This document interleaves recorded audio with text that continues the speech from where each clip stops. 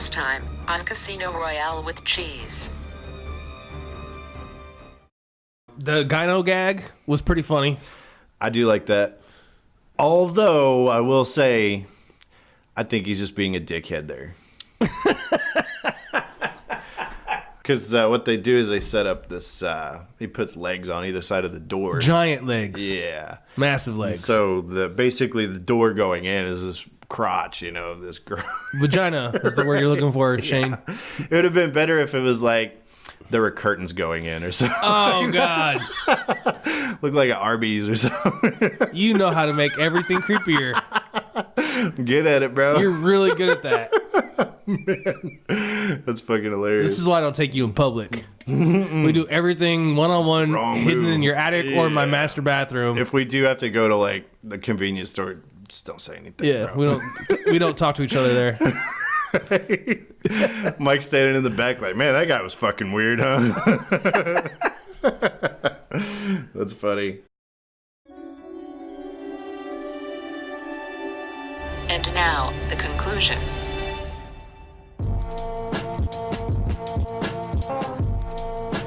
Houston, we have a problem. I have a really bad feeling about this. A boy's best friend is his mother.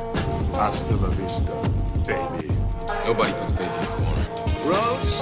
Where we're going, we don't need roads. Frankly, my dear, I don't give a damn. Silent Breed is people! Yo, Adrian! Let's put a smile on that face. I gotta warn you, Clark. They don't play the same games here as they do at them regular casinos. Royale, too.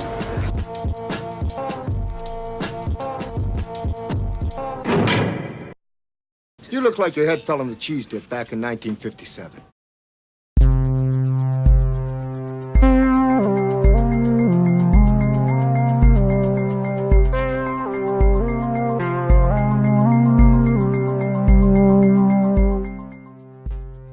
Live from our studios in Hollywood, California, it's Casino Royale with cheese. And now your host, who suffers from formaldehyde face, Shane Burns. What's up, buddy?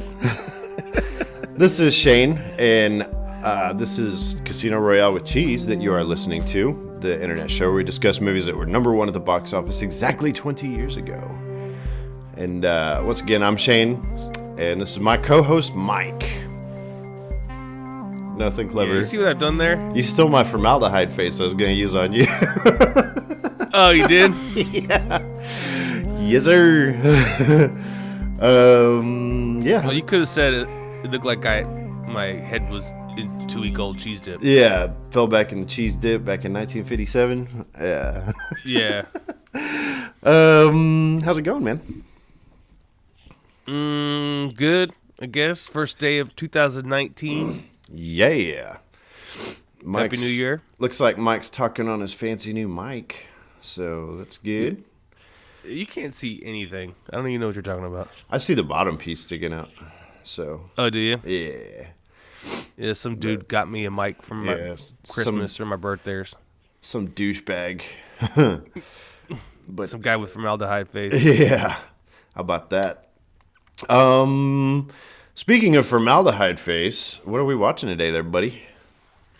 Well, I guess I picked it out. Yeah, They Live. Yeah, you picked it. Mm-hmm. John Never Carpenter. even heard of it. It's not one of his bigger movies. I mean, a lot of people know about it. Weird. Yeah. Is that sarcasm there, buddy? No, I never do that. So yeah, you've got your regular John Carpenter shtick. I remember like Starman being a big deal back in the day for whatever reason. But this is not one that, I mean, if you bring up The Thing, everybody knows what you're talking about. But as we know from I definitely have seen that. Yeah. As we could tell from you, though, like, They Live, and you're like, whatever. So. I'd never heard of it. Nope. Actually, I think I may have heard reference to it, but I've never seen it. Yeah. It stars Roddy Piper.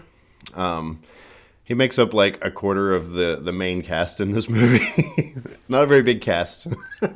No. I went through and I was looking at his IMDb filmography, And oh my God, he's been in a ton of stuff. But it's funny because I figured that because there's 2 separate deals on IMDb where you can look up like somewhere where you're appearing as yourself.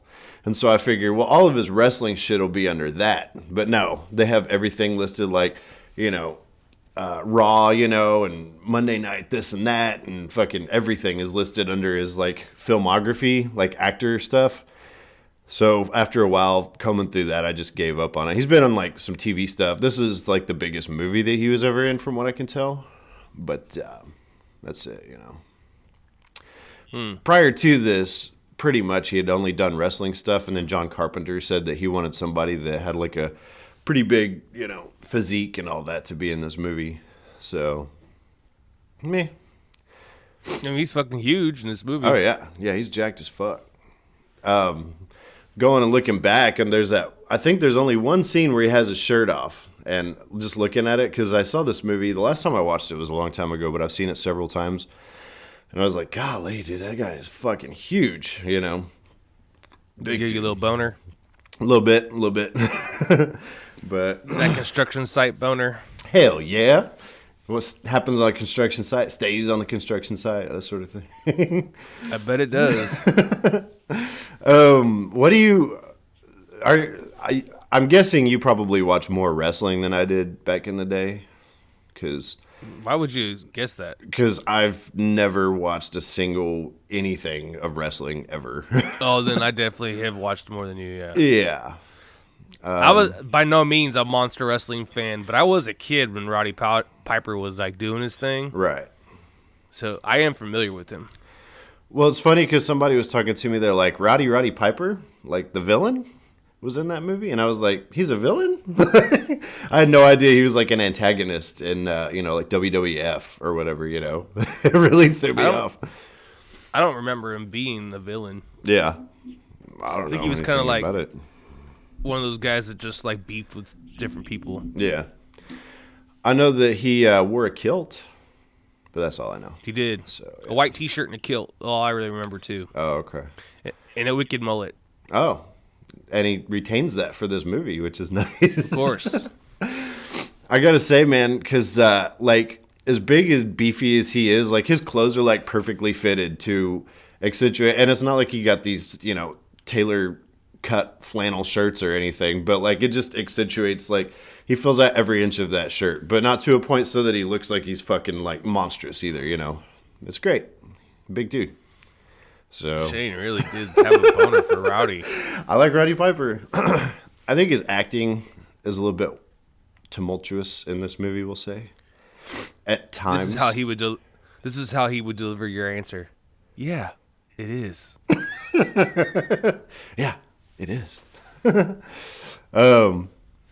But I think that this is also sort of an 80s action trash movie too, When was this fucking movie made? It was released November the 4th of 1988. 88. Holy shit, man. Yeah, actually the interest... I was almost 10 years old. Yeah. This movie came out 12 days before my younger sister was born. So, that's it, man. Crazy stuff. Not that anybody's counting, but... Actually, let's take a look here at some stuff real quick, because I wanted to go over some of the cast stuff here. We've got Meg Foster, who plays Holly, as the girl that's in the movie for 20 minutes, we'll say? Yeah, she got piercing blue eyes. Yes, she does. Very blue. Keith David, he's an old John Carpenter alumni. He showed up in The Thing.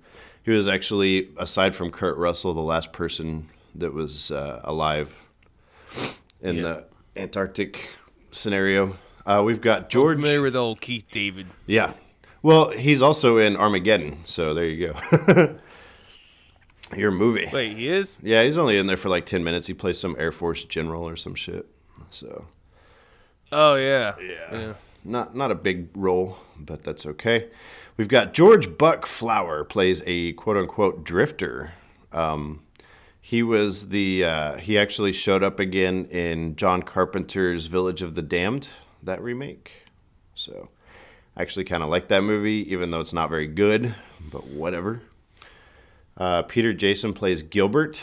He's the old dude that's like the head of the resistance group or whatever. Oh, yeah. And looks like Meatloaf. Yeah, he actually really does. I didn't even connect those two, but he looks a lot like that dude. That's no joke. And then Raymond St. Jacques plays the blind street preacher. And it's funny because I'd forgotten that he was blind from the last time I saw this. And so that scene where like Roddy Piper goes into the church or whatever, he's all touching his face. I was like, why don't you get your fucking hands? Oh, he's blind. Okay. But this movie, It showed a lot of self-control. it did. Made on a budget of $4 million. So it's not too bad. Not too good either. I could make this movie for a lot less. You think so? Yeah. Yeah. I mean, $4 that's fair. grand. For a grand? $4,000. $4,000. Okay. I mean, fair enough. There's some stuff in here that I don't know how I would do it, because there's certain scenes where you like takes the sunglasses off and then it cuts from the color to the black and white, like in the single shot. And so like something like that, I know nothing about visual effects, and so I wouldn't know how to do that. But It's film editing. I guess so. That's all it is. You do it for the intro to your YouTube shit. I mean, that's true. That's valid. You know how you cut one image and then the next image comes in like right away? You can't tell when you're watching it in real time. Yeah. That's what all they're doing. I just like to think it's more complicated than that, but it's probably not. So. It's not. We can make this movie for $4,000, and that would give us $2,000 to go to Vegas on. Yeah. We'll Swede the fuck out of this movie. So, let's see. Do you have any guesses as to how well it did overall in the U.S. and like how many weeks it was and so forth? It was never a number one. It was a number one, actually. Oh, Rowdy brought him in. Looks like Mama's wrong again. I believe it was just 1 week though. So That star power of Rowdy Piper. Rowdy. Let me see here. Let me verify that was a week, because I'm not 100% on that, actually. I'm usually more on top of my game, but it's been a crazy couple days, so it instead of punching in They Live, I punched in They Love. They Love. That's a movie I Totally don't want to watch. Completely different results. Yeah. I heard you can find that one on Pornhub. Oh, They Love? Yeah. It's the parody of They Live, but nobody knows what They Live is, so it didn't make any money. Overall, this movie was number 1 for 1 week. It jumped down to number 4 in its second week. So, do you know how it might have done in the U.S. money-wise at all? A little bit? $15 million. Oh, you're so close. $13,008,000. So you're within $2 million bucks. And for a budget of $4 million, that's not bad. I'll take it. I guess. Yeah, I mean, it's no E.T., but it's okay. You know. I guess in case anybody wasn't paying attention, if you have seen this movie before, there's a little bit of, I would say, commentary about politics and things of that nature. A little bit? Yeah, just a smidgen. That's kind of what the whole fucking movie's about, Shane. A little bit. And in fact, in my summary, I'm going to go over that real quick, if you don't mind. Thank goodness we have a summary. Yeah. All right. Are you ready, sir? Could not be more ready. All right. Oh, man, that's awful. Take 2. Right. Noted Hollywood curmudgeon John Carpenter, whose current net worth is approximately $35 million, provides his scathing allegory about capitalism and 1980s economic policy with They Live, released November 4th, 1988. The film opens as our nameless hero, who I'm calling Piper, enters a large metropolis seeking employment. After getting shot down by the local unemployment office, he soon notices a blind street preacher speaking about greed, who seems to be attracting the attention of the local police. Piper has bigger fish to fry as he soon locks down a union job doing construction, a new friend, a tick community where he can stay, and free dinner consisting of mostly green beans and dinner rolls, served on real plates. Things are looking up. At the tick community that night, however, a local TV station signal is being interrupted by a rogue transmission which draws the ire of a tick community regular who the film credits as quote-unquote drifter and proceeds to give everybody watching a headache. The transmission goes into detail about how people are in a trance, greedy, and being oppressed by an unseen upper class. It doesn't, however, take long for Piper to figure out that the pirate signal is being broadcast from a nearby church. Upon investigating the church, Piper finds various items, including boxes of what he soon finds out are full of Ray-Bans. Since this is the 80s, though, and they aren't worth anything, he quickly leaves the boxes alone for the time being. Later that night, after the church staff quickly evacuates, the local authorities all converge on the tent community, promptly deciding to doze it, raid the church, and kick the old blind pastor's ass. After making his escape, Piper returns to the abandoned church the following morning, discovering a box of sunglasses has been left behind. He promptly takes a pair and hides the rest. It's finally at 32 minutes of this 94-minute movie that we're given the plot, as Piper puts on the sunglasses. Upon doing so, he sees everything in black and white. It's further revealed that street signs, magazines, money, television programs, etc. are all simply subliminal messages that say short commands such as obey, sleep, no independent thought, submit, do not question authority, etc. Furthermore, when wearing the glasses, Piper begins to notice that some people have a very otherworldly appearance, but they look normal otherwise. After an altercation with an alien at a grocery store, Piper kills 2 masquerading police officers, then promptly proceeds to shoot up a bank where he discovers the aliens can teleport. Piper soon makes his escape by way of forcefully hitching a ride with a woman named Holly who works at a local TV station. After arriving at her house atop a hill, she easily gets the drop on him, sending his ass back down the hill. He retrieves the other sunglasses and soon runs into Frank again. After the greatest fight scene ever, convinces Frank to try on his stylish new eyewear. The two soon make contact with the other Resistance Movement members in the Resistance meeting and get upgraded to contact lenses, shiny new guns, and a fancy new alien watch. Before the meeting is cut short by the police, the Resistance leader speaks of an alien transmission being sent, at which time we see Holly again saying her TV station is not sending the transmission. After the police raid the meeting, Frank and Piper find themselves cornered, but they soon discover how the watch / teleportation device works. They're transported to an alien dinner party / intergalactic transport station / TV station, where they run into none other than Drifter, who has sold out to the aliens since we last saw him. They discover that the TV station is indeed Holly's, at which time they break in, shoot all the aliens present, and make their way to the rooftop. We soon find out Holly's collaborating with the aliens as she shoots Frank, but not before Piper makes his way to the roof. Bless you. Piper shoots her and the transmitter before being shot by the soldiers. The aliens' true identities are revealed, and the movie abruptly ends. This film stars Terry Hulk Hogan and Jerry Mathers as the Beaver. You were more thorough in that one than you have been in some of the others. Well, it gets a little complicated at times, you know. But this is all I gotta say about my review. Okay. You have to wait 30 minutes to find out what the fuck you're watching. And they don't decide to do anything about it until about 30 minutes left. True that. That's your movie. There's a lot of running around and a lot of silliness going on. So there's a lot of guessing. There's a couple things that I take umbrage with this movie. So overall, I'm gonna say I like this movie. I don't think Mike did.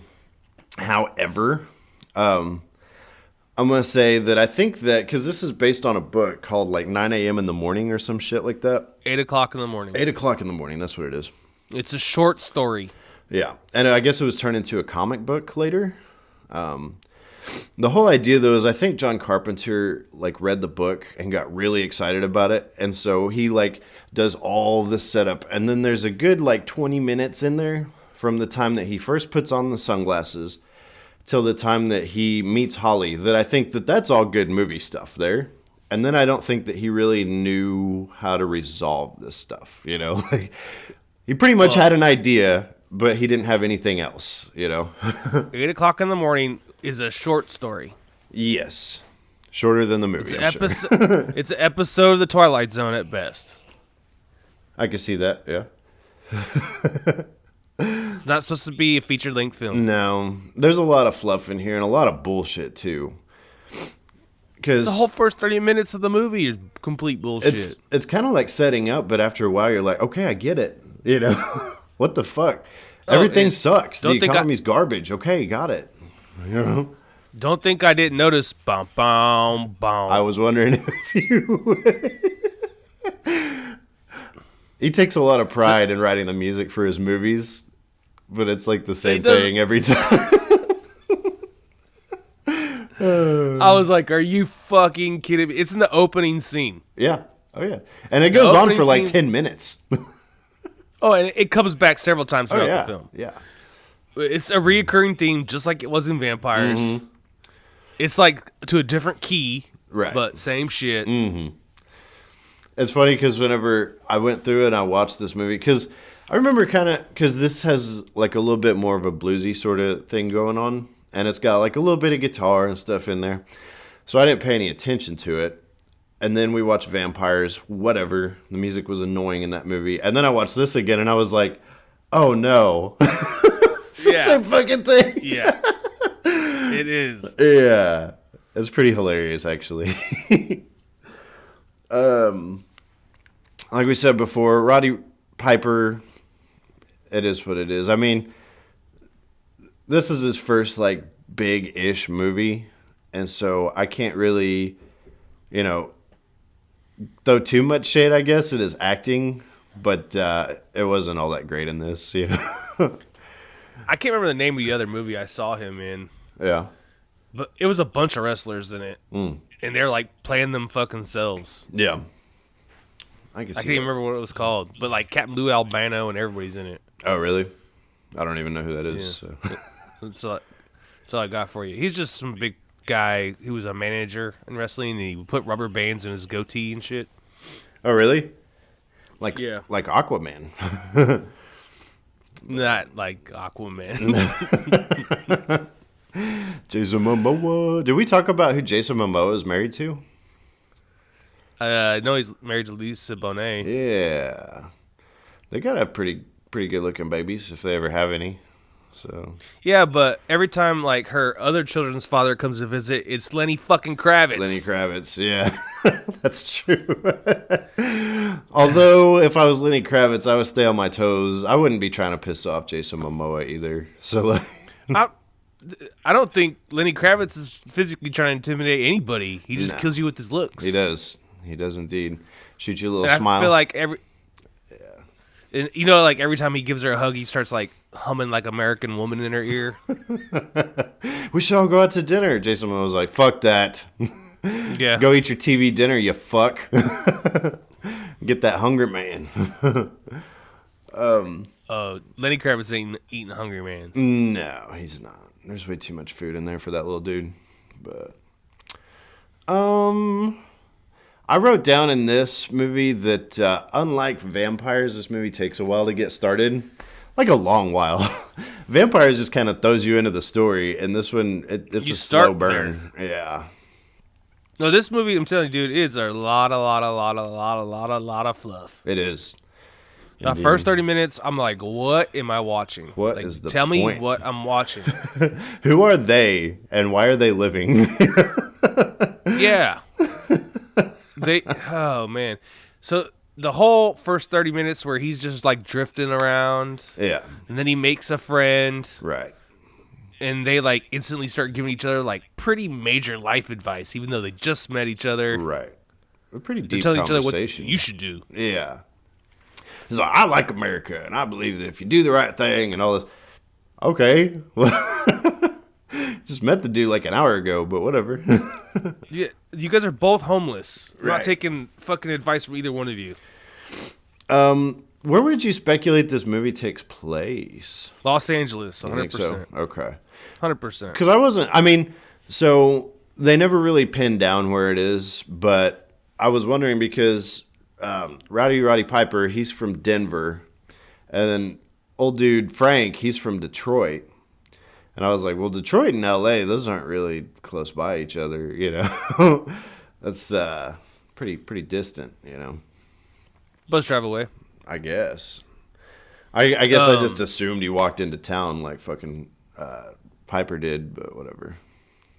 No, they're 100% L.A. I can tell you a couple reasons why. Well, I saw the palm trees, Well, Skid Row. Yeah. Where they're all living. Like, the only place I've ever seen that has massive homeless communities like that is Los Angeles. Yeah. Second, Holly's house. On the hill. Yeah. Yeah, that's California all day long. Right. The palm trees, sir. The palm trees.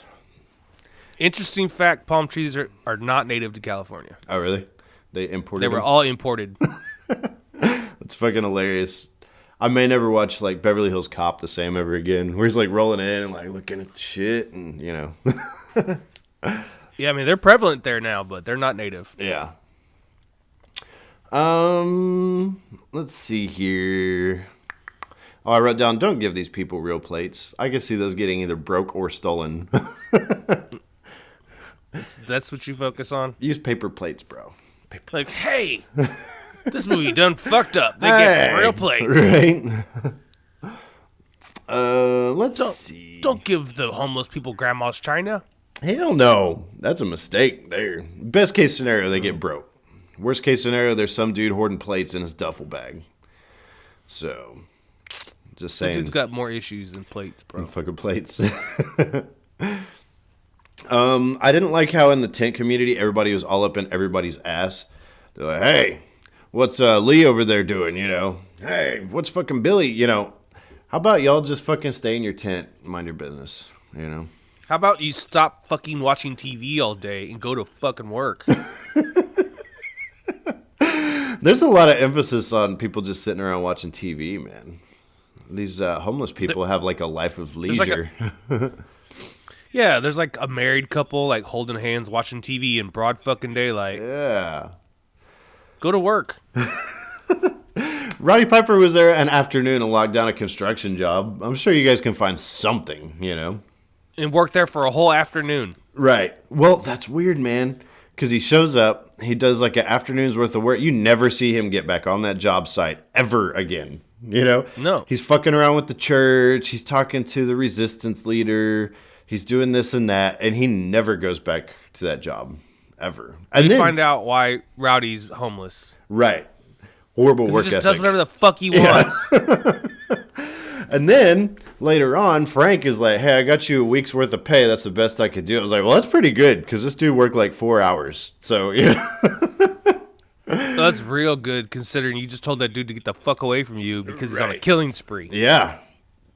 Oh, yeah. If I watch on the news, which we've already established, they watch a fuckload of TV. And I see where this guy went into a bank and just started opening up on everybody that he saw. I'm not talking to you again, dude. It's over. Dude, if it was your face on the news, you would get like a quick phone call from me, be like, Joe, bro, what are you doing? What Is the this fuck for real? happened? Yeah. If you're like, I mean, I just snapped, I'd be like, run, don't ever come back. Right. It's been I'll real. do my best to take care of your. I'll do my best to help take care of your kids, but you need to get the fuck out of here. Don't come around here again. Right. Did you notice the name of the church? I know it's Episcopal. It's the African Methodist Episcopal Free Church. Oh. What the fuck is that? Trying to just smash as many churches as they can get in there. They should have put like a temple in there too. You know? like they're or non-denominational church. Yeah. Just be like,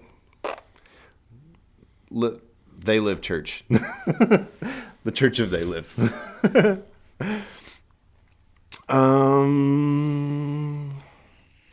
I put down the alien's appearance because I guess in the comic book that's based on that 8 a.m. in the morning or 8 o'clock in the morning, I guess they had like weird tentacled appearance with a bunch of eyeballs and shit like that. And that's John Carpenter actually wanted to make the aliens look like they were decaying humans instead of these weirdo inhuman sort of appearance sort of things, you know? But he gave them more of like humans wearing shitty Halloween mask appearance. I actually don't mind the look of the aliens except when they talk And like their mouths do not line up with that shit at all. And they don't have lips, so you're like, how can they even enunciate anything? You know, this is pretty bad. Terrible. I was wondering if you would like this or if you would just think it was awful, but the sunglasses are like the worst fucking thing ever too. So the sunglasses kind of like drive the plot. yes, After he puts them on, and it changes everything, like you said in your summary about, you know, like it's just terrible because like you'll have, okay, for instance, there's one big giant one. There's a woman, an attractive woman in a bathing suit, like laying on a beach, and it says like "Go to Tahiti" or some shit on it. And when he puts the glasses on, it's just a black and white sign that says "Marry and reproduce." right. What? I mean, they want to. Well, that's what I find interesting in this movie is because they try to offer some kind of explanation as to why these aliens are fucking around with us in the first place, but it's pretty weak, dude. I still really don't get the point. They basically compared the Earth as like a third world country that they're exploiting, but it's like, you know, if they don't come to our planet, then they're really not a part of our economy. And so what the fuck are they even wasting their time for? You know, like they're like, we're going to accumulate all this money. Well, if you hadn't come here in the first place, then you wouldn't be wrapped up with like the American dollar, you know? So I guess I don't really see the point, you know? I don't get the glasses because, like, I get that you're trying to give us that, you know, vacation billboards or Coca-Cola billboard or a People magazine. I understand that you're trying to say that all those things, that all that media is trying to do is to get you to consume Right. and reproduce. And I get that that's what you're saying. But when you put these glasses on in a movie and then you show it to me in just black and white, everything's just black and white, you're like punching me in the face with your fucking metaphor. Oh, yeah. Yeah. You're punching me in the face over and over again with your message. And I only need to see it a couple times. I don't need to watch it for 15, 20 minutes. Yeah. I guess John Carpenter, he felt very strongly about like Reaganomics and things of that nature, which is why I included the fact that his net worth is $35 million, because I don't think the two go together very well. But along with that too, though, is I guess Roddy Piper went through, and he was of the opinion like he didn't even really want to comment because he's Canadian. He said he didn't really feel it was his place to talk about, you know, politics of the U.S. or whatever. But he was like, I like Reagan, all right. So I don't know what he's bitching about, you know. So whatever. Did you know that this is the movie where that "I've come here to chew bubblegum and kick ass" line came from? No. No. But I did write it down. Yeah. That's a great line. What's it? Where have we heard it from before? I hear it all the time. People quote that line without even knowing what it's from. Yeah.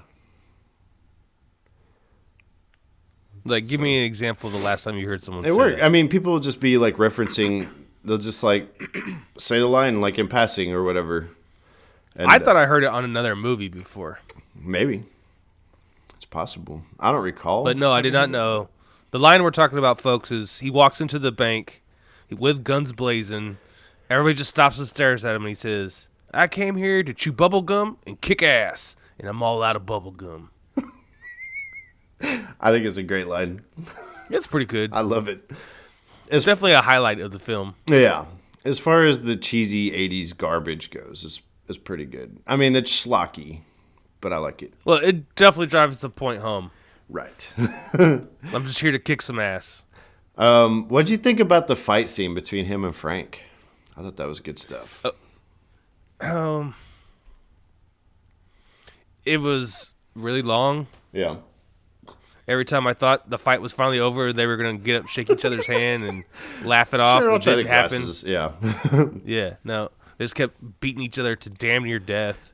It goes They on both for died. between 5 and 10 minutes, this fight scene does. I think they both died at least once in the scene. I could see that. They go in and out of consciousness in this fight. Oh, yeah. Absolutely.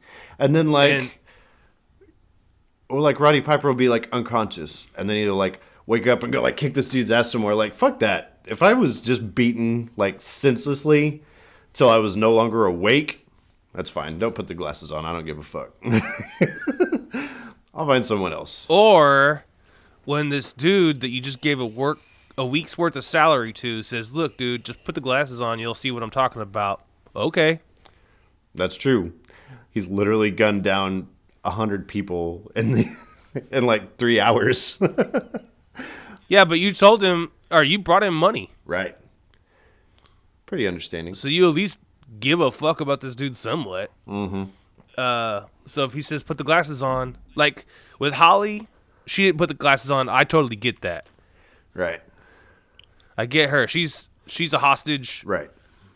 Like, I mean, I'm gonna do whatever you want me to do. I'm gonna tell you whatever I think you want me to say. So yeah.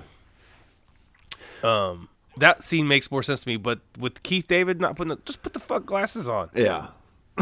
Is it really worth getting your ass whooped? Well, I think too, because it's a deal where they in the movie, I think it goes back to what you were saying, that there's a lot of fluff in this fucking thing. Because apparently there was supposed to be like a real quick scene where he like beats Keith David's ass real quick. But I guess like Roddy Piper and Keith David hatched out this whole idea where they were just going to fucking whoop each other. And so John Carpenter's like, yeah, sure. But at the end of the day, though, it comes off as being more fluff. You know, whenever you take it in the confines of a lot of this movie is that, you know. I could just tell, like, Roddy choreographed the whole fucking fight scene. A lot of it looked like bad wrestling shit, I think. There was a lot of wrestling shit in there. Yeah. They were missing every punch. Right. It didn't look like they ever hit each other. They didn't. No. And then there's a couple suplexes and body slams in there. Uh-huh. That's all from wrestling. Like, you don't see people in street fights doing body slams. And Keith David, he's a strong dude, and he's got big muscles. But if he's going to body slam Roddy Piper, I don't see it happening, bro. I'm sorry, you know. You could probably body slam Roddy Piper. You think so? He's big, man. It's not that hard to body. It's not that hard to body slam people. Just man. to lift him up over your head. I couldn't do that. No one did that in this movie. He like bridal carried him and then dropped him. Oh, okay, yeah. Okay. For some reason, I was thinking he like lifted him up and then fucking slammed his ass like over his head. Maybe not. No, Hulk Hogan did that to Andre the Giant. Well, you were saying that, and you. Oh no, I was reading in an interview or watching an interview with him, and he said it fucked him up when he picked his ass. Fucked his back up bad. Yeah, he said that he's lost like 2.5, 3 inches since he started wrestling because his fucking vertebrae are like all fused together and shit. You know. Jesus. Yeah, bad stuff. We've talked about wrestling on this show more than I ever anticipated. For a guy that that has never watched wrestling, yeah, that's pretty. Yeah, I'm not a wrestling fan. Yeah, it's funny, man, because knew about it. When it comes to wrestling, there's like it seemed like all the kids when I was growing up were into either WWF or WCW, which it's one conglomerated thing now. Mm-hmm. But for me, I would sit back and try to watch it, and I was like, "This is dumb, bro." You know, just cheesy looking stupidity. But so I'm gonna tell you a dark secret of mine. Okay, let's hear it. So for all those people out there listening, you may be a little ashamed of me, but I never followed South Park. Really? No, it's supposed to be one of the greatest shows ever, and I never followed it, and here's why. 20 years ago, when I was that young guy living in the barracks, we had what we called a TV room. Mm-hmm. In the TV room, it was nice. Like, we had, like, foosball tables, pool tables, and a big screen TV in there. And you could watch whatever you wanted. They had cable piped in, DVD players, all that stuff, right? Right. The room was dominated by a group of dudes who were very unlike myself, and all they watched was wrestling in South Park. Oh, man. These dudes were like black Jinko jeans. Oh, man. in their shirts, they would have like "You killed Kenny" on their shirt. Oh God. I'm Like glad they shot the Hot Topic. Right. I'm glad that phase of South Park is done. They were marketing the shit out of everything on that show. And Trey Park and Matt Stone actually made fun of it when they came up with the character Towley. Oh, really? They just wanted to see if like they would make a little plush toy of a fucking towel. And sure enough, they did. I'm sure they did. Yeah. And they had like a piece of crap, like Mr. Hanky the Christmas Pooh. That really kind of breaks my heart that you never watched South Park. Because I stopped watching it now, but I mean, there's some good stuff in there, man. I've ended up watching some of it since then, but for a long time, man, like wrestling in South Park was the same thing to me. I was like, dude, this is for dumb people. Yeah. But then now that I watch some South Park, I'm like, actually, it's really smart television. Yeah. I was about to say I like it, but I'm arguably not that bright either. So, you know, one of those things. You think They Live is a good movie? I think it's a fun movie, but it's entertaining in a way. I'll give you that. I think when we get back to like right after the bank shootout, and he's like walking around in the alleyway trying to be like low profile while he's wearing these glasses and carrying a fucking 12 gauge. Because there's cops that are whizzing by. He's like, oh, fuck, you know, trying to hide his face. Okay. And sure enough, there's a cop that comes running out. And he's like, drop it. I said drop it. And it's a human cop. And so he lets him go. And I'm like, that's got to be the worst cop ever to like run up to this dude. I would just peg that guy from far away and be done with it. Yeah. Fucking idiot. Yeah. And the whole Holly scene, like, what's that for? Where they're in her like house? Well, like he catches her or grabs her, puts her in the car, makes her take him home, and then she knocks him out the window like 2 minutes into the thing. Well, it's actually more like 10 minutes. Yeah. And then that's it. We don't see Holly again except for a couple little snippets. I gotta say, and you've called me out before for being like, oh, you just don't like women characters. But I'm like, I like women characters that do something. And I don't think that Holly does. I don't think it's her fault. No, it's not. And the actress does fine with what she has, you know. But if you completely remove her character from this movie, the movie doesn't change. No. At all. It's not like we ever learn anything about her or she factors into the plot real heavily. Like there's a reveal that she's working with the aliens later. But if you omit her character completely, it wouldn't make any difference, you know? There's a reveal that she's working with the aliens, like, but it has no impact on the Not movie. at all. He's still trying to accomplish the same shit. He's still faced with the same, you know, problems of trying to fucking stop these aliens. So it doesn't matter. And then whenever... It's not like she, like, foils his plan. Yeah, she doesn't do anything. Whenever he's trying to get her to look through the glasses, and she's like, hey, you know, I'm your hostage, so I'll say whatever you want to hear. And he's like, yeah, you got a point. And, like, doesn't even... What I would do is be like, okay, we'll put him on. If she already agreed she would. And then I would, like, hold up a magazine and be like, what do you see? You know? And then, like, have her fucking read the words that are on it, you know? And be like, okay, so you see what I'm talking about here, you know? So you know it's not bullshit. But I guess the thing to think about, the only thing I can think about is she already knows. Yeah.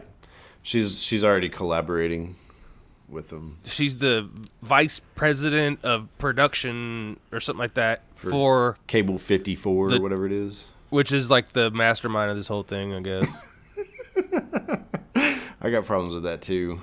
But the whole idea that like this one cable station is sending out a signal and completely brainwashing the entire world from their one building that's sending a signal out is really retarded, bro. You think? Just saying.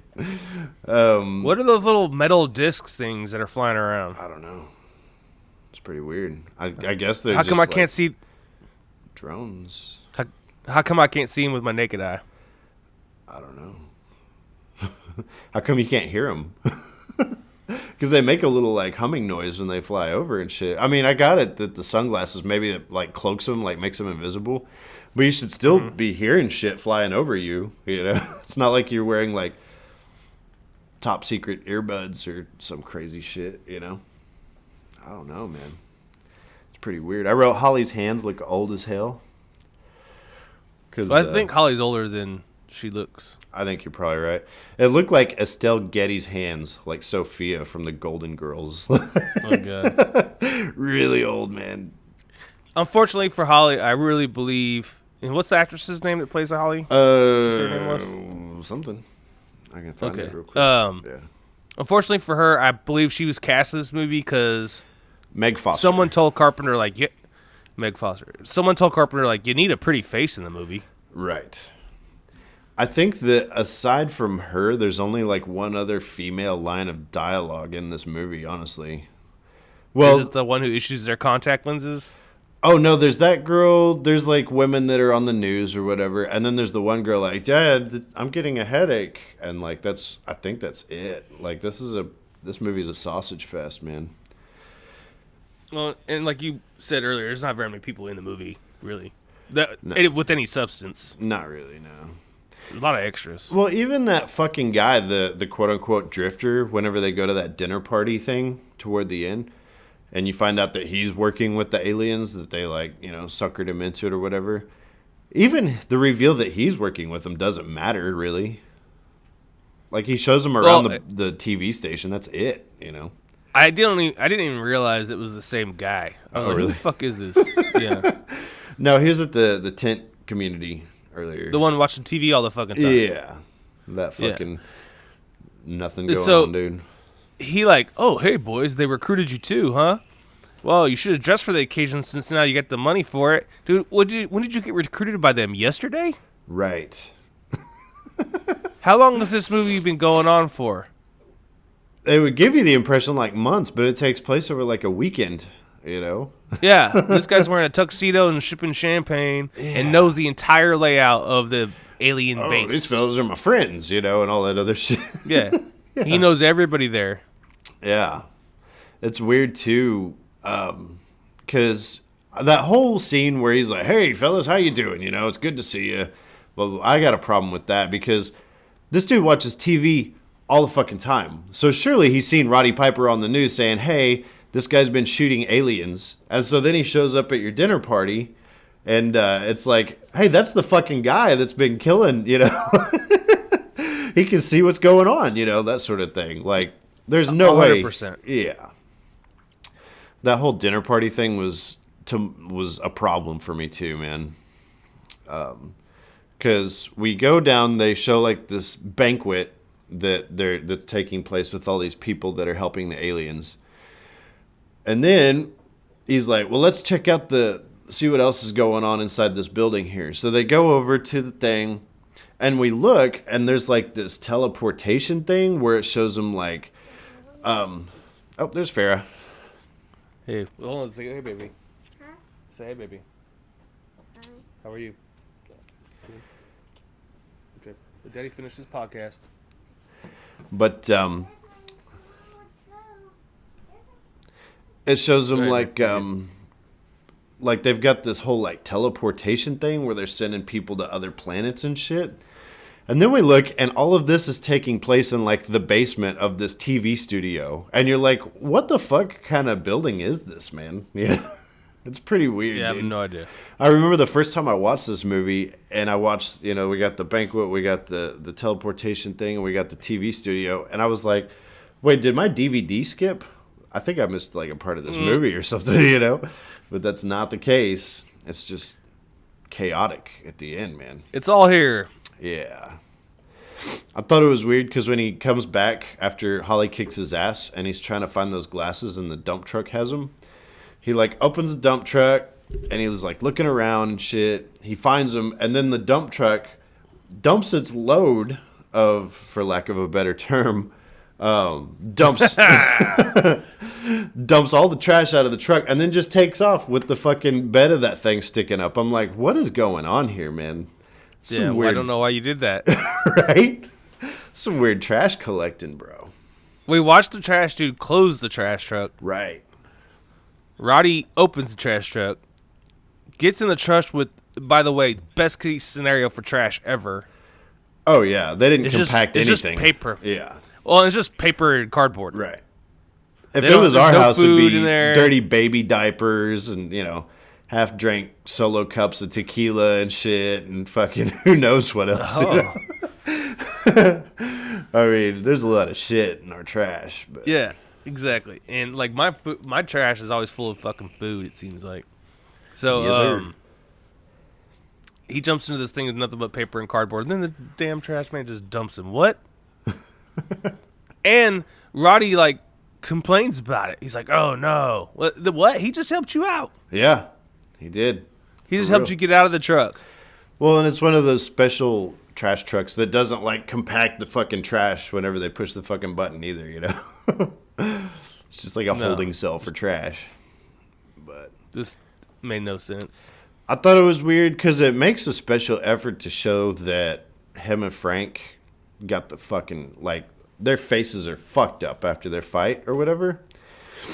Yeah, kind of. And then the resistance leader finds him, which how he did that, I don't really know. They just kind of dropped the plot in his lap. But after that, it shows Roddy Piper, like, at the banquet or whatever. Now, keep in mind, this is like a day later, and their faces are fine. You'd never know they're in a fight. Yeah. Fucking, they're Nope. good. They say they can't figure out the teleportation device on the watches. And then, like, Frank futzes around with it for 12 seconds and fucking figures it out. He throws it on the ground, That's what it was, yeah. which causes it to short circuit or some shit. Right. Malfunction. Yeah. And then this watch has got a built-in malfunction device to it. Yeah. Like, hey, your watch is fucked up. We're going to open up this emergency portal for you. It's pretty convenient. I don't like this movie, Shane. You don't like it? No. Not a fan, huh? I thought it was fun. The first 30 minutes of the movie, I was like, what did Shane pick? It is weird, man, watching this movie, because you think you're watching one thing, and then he puts on the sunglasses, and you're like, whoa, what the fuck is this? It's pretty strange, man. I would never put those sunglasses on. You don't think so? No. Everything that looks cool is now not. That's true. Living in L.A., loving life, now looks like shit.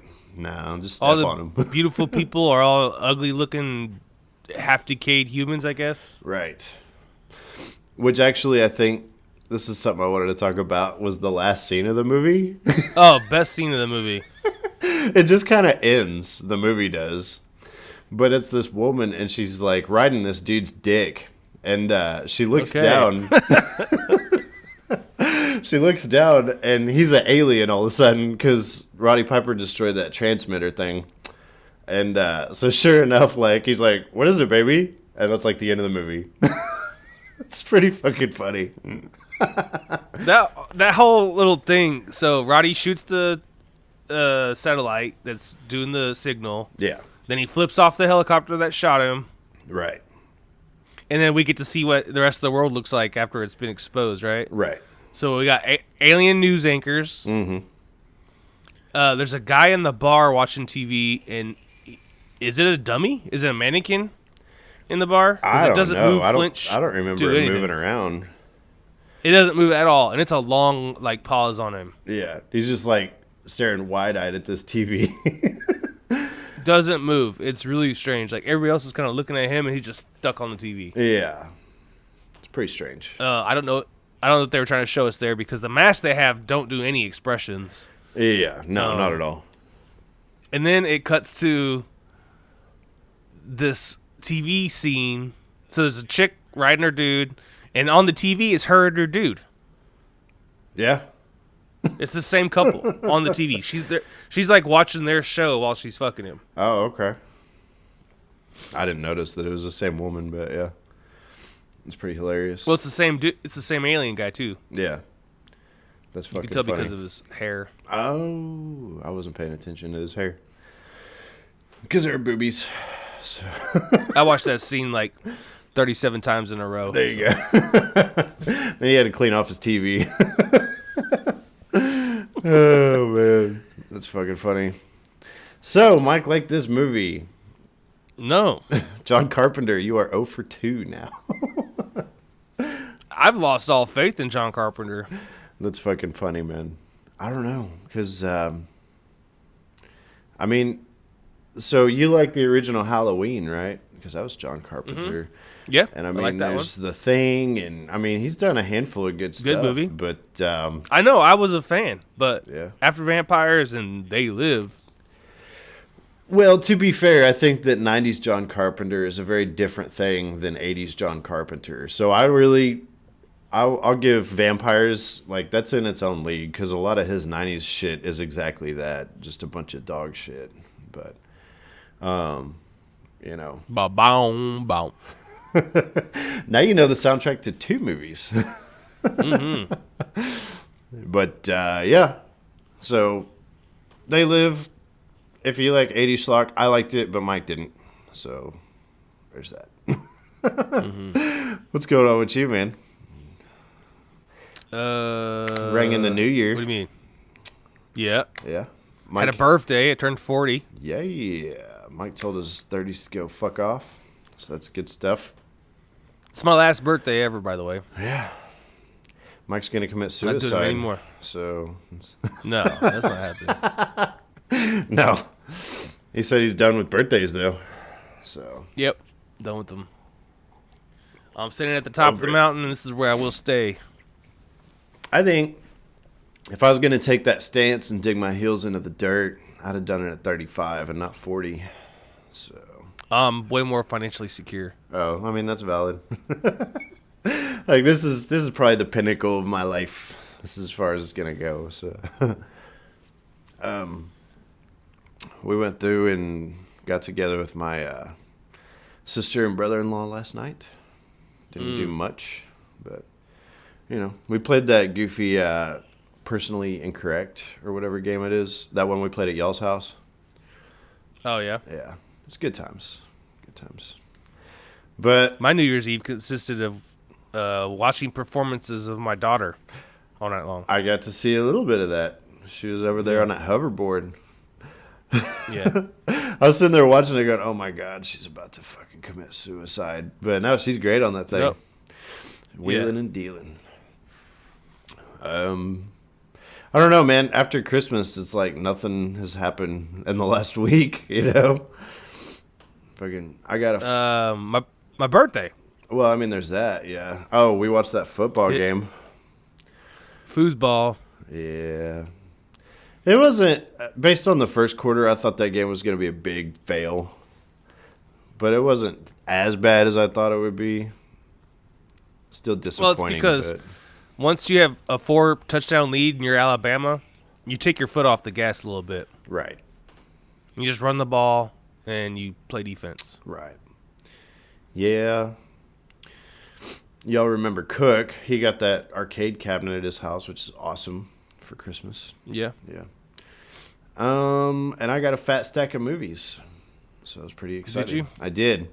So my wife, she got me the box set of all the Halloween movies, up to but not including the new one that just came out, because I don't think it's out on Blu-ray yet.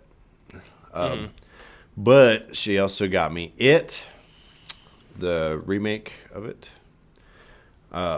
She hooked me up with a copy of A Quiet Place. So I was pretty pleased about that. And Trains, Planes, and Automobiles. Okay. And then my younger sister for Christmas got me Venom. So, cashed in, man. It's good stuff. So if buying for Shane, you could always buy a movie. Buy me a movie, you bet. Doesn't even have to be particularly good. I'll still watch it, you know. So, Yeah. yep. Nicole and I bought each other iWatches without Yeah. knowing that the other one was buying the other one an iWatch. Oh, really? I thought y'all had that planned out. I didn't realize that it was a surprise deal. That's fucking It was funny. completely, like, we didn't know until, like, I handed her box to open on Christmas, and she started smiling, and I was like, wait a second, where's mine? I just knew. Yeah. The way she was looking at the box, I knew, like, I had one somewhere, too. Right. Right.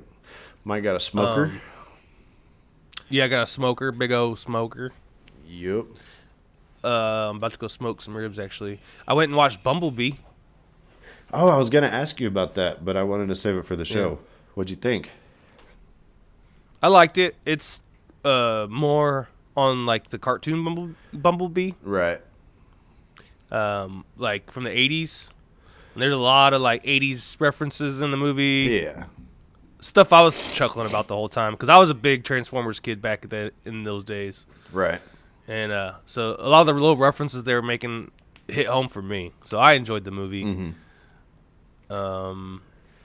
See, I know I watched some other shit. We rented some movies. Oh, we rented Mission Impossible Fallout. Oh, I like that movie. I thought it was pretty good. I liked it too. Mm-hmm. Nicole said she was bored. And then in dramatic fashion, we watched The Spy Who Dumped Me right afterwards. I bet that was horrible. Really bad. I saw the title of that movie, and I was like, that does not look like that's for me at all. So I thought it was funny that I picked out Mission Impossible and Nicole picked out The Spy Who Dumped Me. They're both spy movies. Yeah. And they actually make the same references a couple times in the movie. Yeah. In the two movies. But, yeah. I want to talk Spy Who about, Dumped Me is lame. for a minute, the Bumblebee thing. Okay. Because the last Transformers movie that came out was The Last Night. And it was the first Transformers movie that has failed to make big money at the box office. I guess it didn't land with a lot of people. But what I find interesting about it, though, is there's people that are speculating because the design of Bumblebee looks different and like the backstory that they've already established for him in the Transformers lore in the movies and stuff is different. And so a lot of people are speculating that this might actually be like a reboot, like the first entry into totally redoing all the Transformers shit. But I don't know if that's true or not. I think people just, and we've talked about this before, Michael Bay's just CGI robots fighting. Right. That does get old. You Yeah. know what I'm saying? Like, even as a defender of the films, I actually like the movies. Yeah. Like, it does get old for 2.5 hours watching these CGI robots fighting the whole time. Give it a break. And, yeah. And Bumblebee really brings the human element back to it. Right. Yeah. I've heard that the young lady they have in that movie actually does pretty well, though. So She's awesome. Yeah. I recognize her from something, maybe when she was younger. Yeah. Because she plays an 18-year-old girl Yeah. in this movie. I'm sure she's older than that. Right. But I think I saw her in something when she was young, like maybe Spy Kids or some shit. Yeah. I don't know. Maybe. Maybe she's Lava Girl. Oh God. The Adventures of Shark Boy and Lava Girl. I never watched that movie. I heard it was horrible. My nephew watched that shit, so I was exposed to it. Yeah. This week I went through. Oh, my wife got me the Blade Runner 2049 also. So good stuff. So I watched that, and I watched it, and I watched A Quiet Place, and so I just kind of like recapped on all those fucking movies. I'd already seen all of them, but they were pretty good. I watched The Bird Box.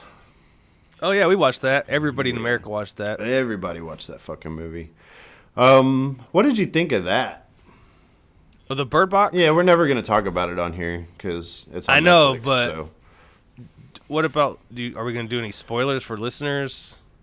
Yeah. Well, yeah. If you want to watch Bird Box and haven't, you might want to skip ahead because we're fixing to talk about that shit a little bit, but I don't want to go too much into it. But in case we do, you might skip ahead. So, just saying.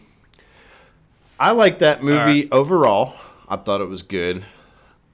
I thought that the last 20 minutes or so were not good.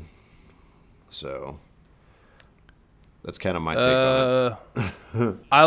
I like the movie as well. Sandra Bullock is a fucking beast. Yeah. She's good as fuck in that movie. She never really disappoints me, except for what was that one movie we talked about? Oh, Practical Crapic. Yeah. Imagine. Right. Yeah. I think it's the only movie I've ever watched, but she disappointed me in. Yeah. But it seems a lot like A Quiet Place sequel. It does, a little bit. Which I guess the book came out way before they ever plan on doing A Quiet Place, so it doesn't copy off of it. It's purely Maybe coincidence. A Quiet Place copied off of it. I mean, I guess it's not impossible. I think, personally, I think A Quiet Place is a way better movie than Bird Box. But I don't think that the two necessarily were trying to copy each other's homework or anything, you know? I don't know. We don't learn enough, though. It leaves me too much in the dark. See, I kind of agree. And I'm not one of those people that you have to, like, explain everything in the movie for me to, like, consider it to be a good movie. But they play up whatever these creatures are so much, and then there's no kind of payoff to it ever at any point in the movie. You have to give me a glimpse. Right, a glimpse, or at least somebody. I mean, the closest we get is the dude that's been, like, drawing the pictures of them. And yeah, but even all those pictures are different looking. Right. So, I don't know. Plus, I think it's pure speculation on his part, because obviously he hasn't seen them yet, because he hasn't, like, changed. So... he has seen them. He's part of the group that makes the other people want to see. There's two different groups of... They emphasized that his eyes hadn't changed yet. And so it was a deal where... I think, because he had talked about how there are all those people in that nut house that had been, like, trying to get people to look at the fucking things. And so he managed to make his way into the house, and then he opens the blinds, and then that's when his eyes fucking changed over. So... I would be interested to find out where these things came from and, like, what their motivation was and all that. And we just never get anything, you know? She makes it to safety in the end. You know? It's pretty fucking weak. Yeah, we lose a fantastic actress at the beginning of the movie. Oh, Sarah Paulson? Yes. Yeah, from American Horror Story and all that shit. Yeah, when I saw her at the beginning of the movie, I was like, fuck yeah, I didn't know you were in this. Mm-hmm. I was like, her and Sandra Bullock, that's a fucking winning team right there. Hell yeah. Yeah. Nope. Because I had read on IMDb, she was one of the people that was, like, top billed. And so whenever she died, I was like, oh, okay, well, I guess she'll be back. She never fucking comes back. Well, she's definitely, like, the second biggest name in the movie. Well, we had John Malkovich in there. Oh, yeah. Yeah. I knew there was someone in the house that I wasn't thinking of. And B.D. Wong from Jurassic World and all that shit. He was the little Asian dude in that movie. Oh, and MGK. Yeah. MGK was in that movie. Really weird seeing Machine Gun Kelly show up, but whatever. But yeah, I think that was it. I had seen at the very end of the movie, that blind dude. I'd seen him before, and I'm trying to think of what I saw him in. That big dude that, like, let him into that sanctuary, but I don't remember what it was I saw him in. Anyway, it's alright. I would rather have a good movie with a bad ending than just an all-around bad movie, but I still... Like They Live. That's funny. I'm bringing it back. Bringing it around. We started watching... All right, what are we watching? Oh, we started watching Shameless, by the way, this last season. So. Welcome to the party. Yeah. It's already over. Everybody's gone home. Right. Welcome to the party. Yes. So, next week, we are dabbling in our first number one from 1999. The great year of 99. cinema. You don't have any idea, though. No. No. We're watching Varsity Blues. Oh, yeah. Yeah. Featuring John Voight and James Vanderbeek. So. My boy Dawson. Yeah. You're the Dawson. Fucking, I never watched Dawson's Creek. So. I watched every episode. That's really lame. But I'm surprised that you never got into, like, Smallville, that being the case. Did you ever watch that? I watched every episode of Smallville. Oh, you did? Okay. Because I know that Jared had talked about it, but I didn't realize that you'd watched it. Cause I was like, yeah, I was in love with the young woman who played, damn it, not Lois Lane, Lana Lang. Oh, Lana Lang? Yeah. I never watched it, so I couldn't say. I just always assumed that because I watched like an episode, and it seemed to me like Dawson's Creek, but with superpowers. And so knowing that you saw Dawson's Creek, I was like, that sounds like it'd be right up your alley. But It was. yeah, there you go. To be fair, I watched it while I was in Iraq. Right. So you're I've marathoned the shit out of it. trying to binge watch something. Yeah, it's fucking hilarious.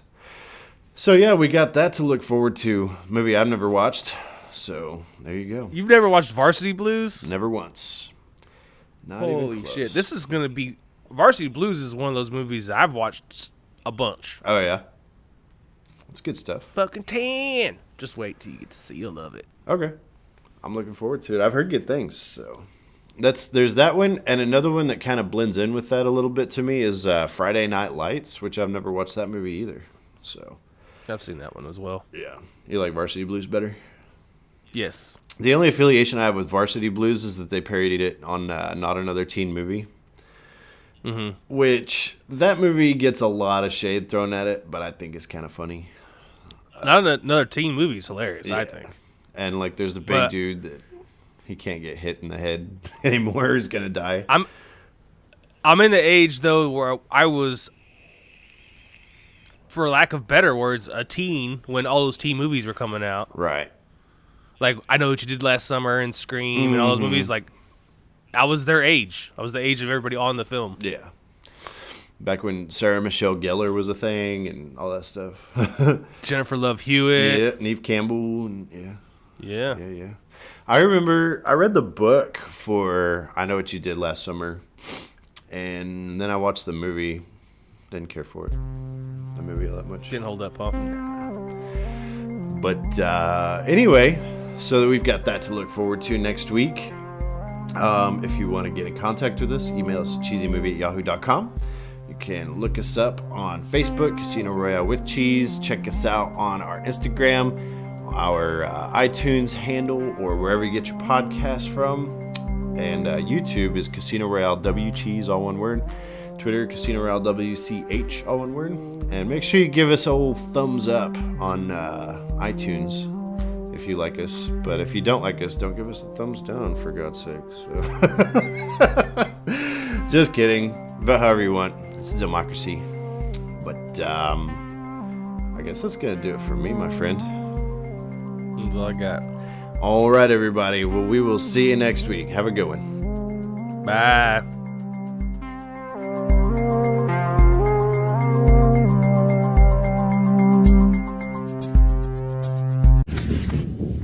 I'll be back.